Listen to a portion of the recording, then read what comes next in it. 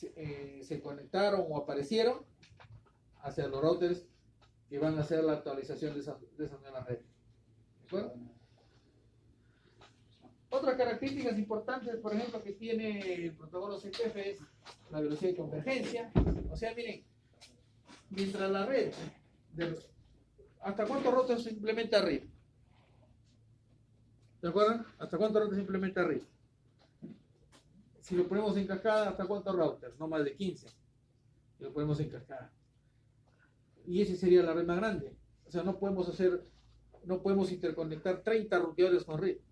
O sea, sería sumamente lento Limitado la convergencia. A lo más que podemos hacer es ponernos en cascada 15 ruteadores. Y aún así, esos 15 ruteadores hacen el enrutamiento lento. O sea que el RIP solamente se utiliza para 4, 5, 6 ruteadores, ¿no? Que yo quiera conectar. Entonces es convergencia lenta. Entonces lo que nosotros necesitamos, ¿qué cosa? Es una convergencia rápida. Y la única manera de hacerlo es, o una de las maneras de hacerlo es con el protocolo CP. ¿De acuerdo? Pero solamente esa convergencia será rápida cuando, digamos, una vez que se implementa la red, con los pasos que vamos a ver, esa red permanece estable. ¿Qué significa que esa red permanezca estable? Que si se planificó y se diseñó para implementarla, entonces, los routers, ¿qué deberían estar encaminando? Datos. Deberían estar encaminando datos, ¿no? Que no haya nuevos cambios de topología, porque eso significaría, pues, arrancar procesos iniciales, ¿no? Entonces, si la red es estable y todos los ruteadores han convergido, conocen todas las redes, entonces hay el encaminamiento de datos, ¿de acuerdo? De los servicios. Entonces se dice que esa velocidad de convergencia es rápida, ¿de acuerdo? Bueno, y también soporta redes sin clase. Redes sin clase quiere decir que son redes con máscara variable, ¿de acuerdo? ¿Por qué suneteo redes? Por dos razones, ¿no? Una razón para optimizar la cantidad de direcciones IP.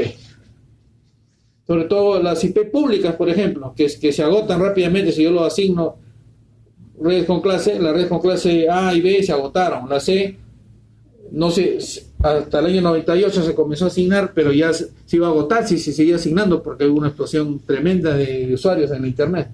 Entonces, ¿qué sucedió?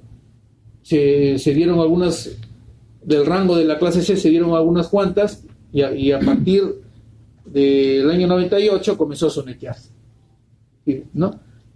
Y así se ha hecho ya. O sea, porque si hubiese en un año, 2 años hubiesen agotado todas las clases A, B, la A y B están agotadas, los hubiese agotado la C también. Entonces se hizo sunetting, ¿de acuerdo?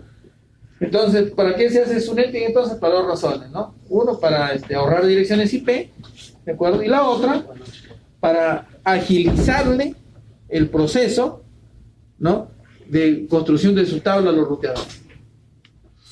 ¿De acuerdo? Porque, ¿qué significa esto, por ejemplo, en una red? Bueno, yo digo, por ejemplo, 10, 0, 0, 0, 8. Y también digo 10, 1, 1, 0, 24. O sea, ¿qué significa eso y qué significa esto de acá? Esta es una red con clase, ¿cierto? Esa es una red con clase, porque la máscara es clase A, ¿cierto? En cambio, esta red de aquí es una red sin clase. ¿Por qué es una red sin clase? Porque no respeta la máscara de 8, sino es una red suneteada. O sea, esta es una subred. Y esta de aquí, ¿qué cosa es? Una red. Entonces, para el router, ¿qué es más fácil? El router hace una AND con estos dos elementos. Una AND. O sea, es como decir 10, imaginemos, el primer host, ¿cuál sería? 10.0.0.1, ¿cierto?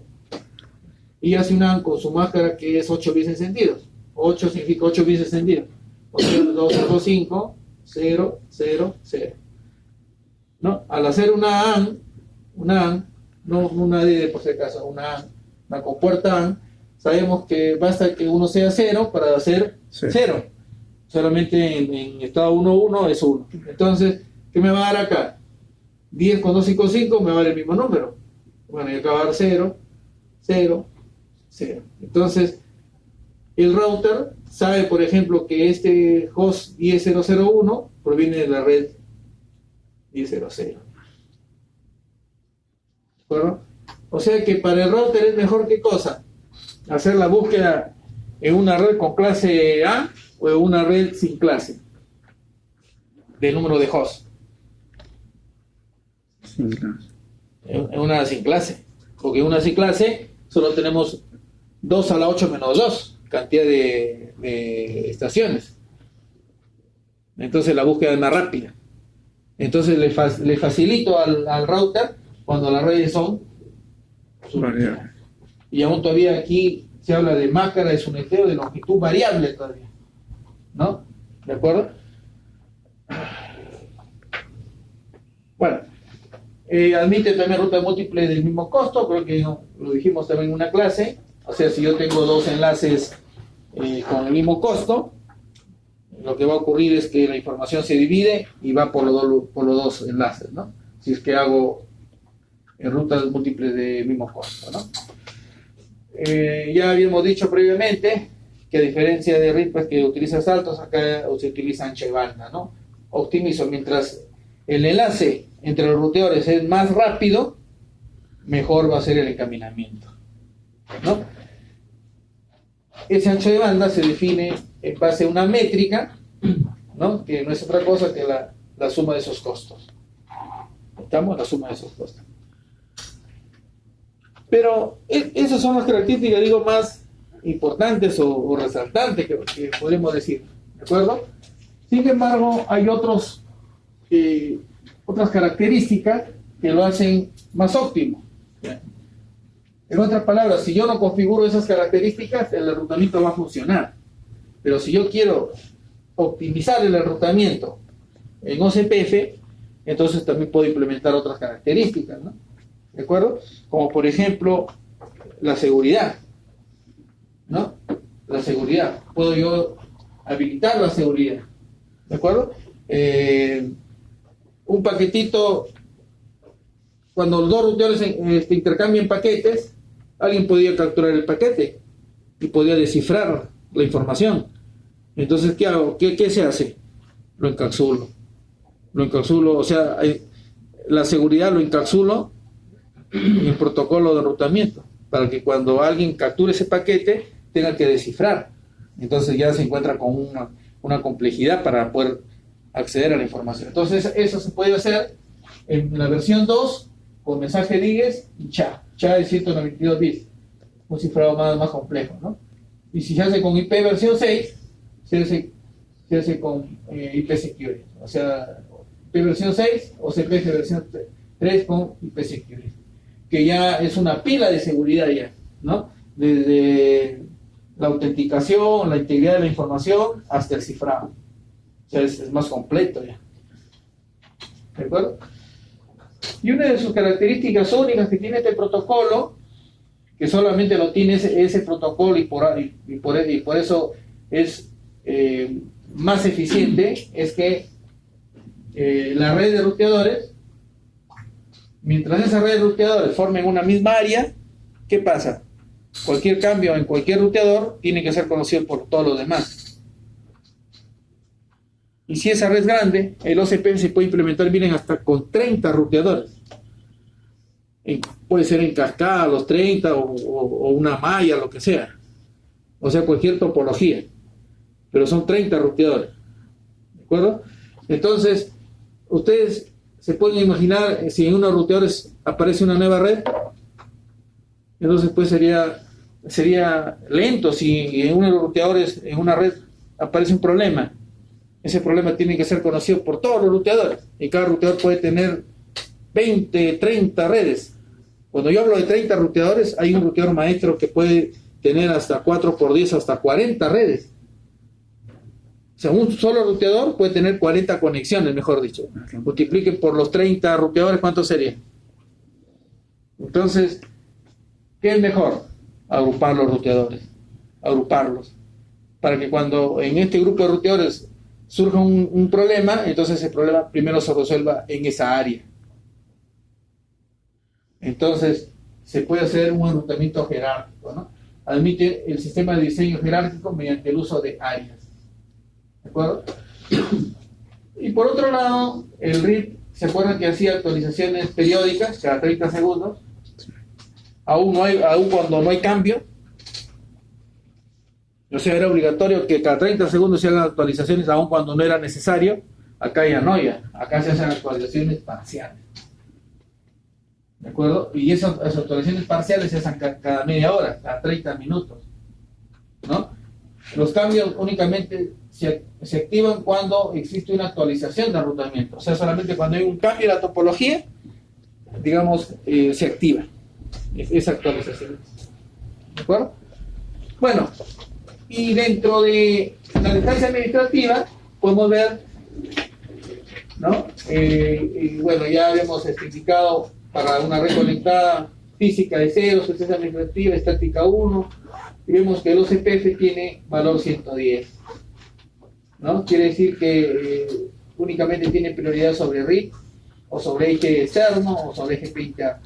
Pero si estuviese configurado IGRP, digamos, sería el que va a enrutar. Si estuviese configurado IGRP y OCPF. Bueno, y aquí se resume entonces en 5 características, ¿no?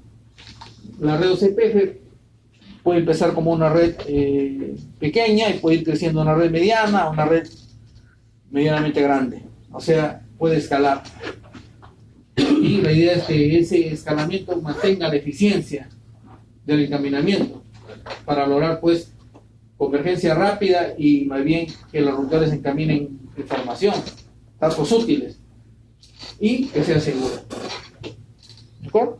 Básicamente, ¿no? Bueno, entonces, miren aquí el concepto de red de área única. Entonces, miren, aquí nada más, miren, ¿cuántos routers tenemos?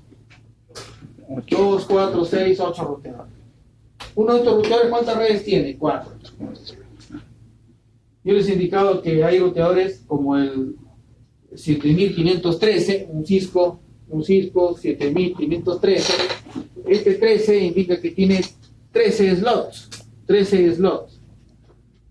¿no? De la cual es el primer slot, nuevamente es el CPU, el segundo también puede ser un backup, de ahí se tiene una red local, o sea, una red local que es un FAS o un gigabit, y tiene 13 tarjetas, no, 10, disculpen, porque acaso este es el lot 1, 2, 3, y del lot 4 hasta el lot 13, entonces tenemos 10 slots, la cual cada slot tiene 4 interfaces seriales. O sea que ¿cuántos seriales estamos hablando acá? 40. O sea, tiene 40 seriales. Por esto se le conoce como un router maestro. ¿De acuerdo? Yo tuve la oportunidad de instalar este equipo, es un equipo grande, pero eso es ya para una red nacional ya, ¿no? El Ministerio de Salud, por ejemplo, tuvo este router central, lo tenía ahí en Jesús María, ahí creo que está el MINSA, ¿no? Ministerio de Salud. Ese es su router principal. Y ese router principal se conecta a todas las redes sucursales. ¿De acuerdo? Entonces, ustedes se imaginan un router así, como estos aquí, conectados así un enmallado así. Entonces, es una tremenda red. ¿De acuerdo? O sea, estamos hablando de cuántas redes por cada router. Entonces, implementarlo como una red de área única, o sea, sería una red lentísima. Entonces, ustedes se imaginan, si así nada más es lento, miren, donde cada red tiene 4 redes. Claro, esta es la topología más completa, es la topología más segura que se tiene. Se cae por aquí, sigue el cable, se cae por acá, sigue. Tendrían que caerse los 3 ya para quedar aislados, ¿cierto? Ya sería muy crítico, ya no, para eso hay respaldos, pues, ¿no? ¿Estamos? Entonces, ¿cuál es la idea? La área única es que todas las redes sean redes WAN, que son estas, o redes LAN, que son estas de aquí. Acá hay una red WAN hay una red de acceso que es FAS, y hay una red local. Y entonces estas de aquí son redes, forman un backbone. ¿De acuerdo? Entonces, vemos que cualquiera de las redes, LAN o WAN, pertenecen a qué área? Cero. ¿De acuerdo? Entonces, ¿cuál es el requisito en la red de área en la red de área única? Únicamente. O sea, ¿cuál es ese requisito?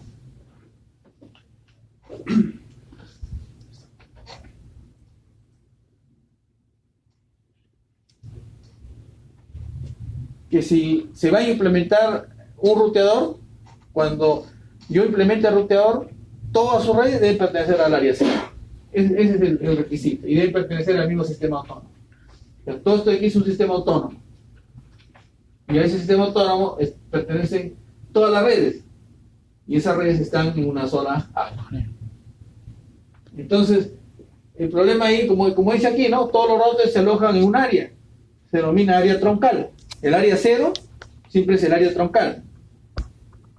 Pero yo quiero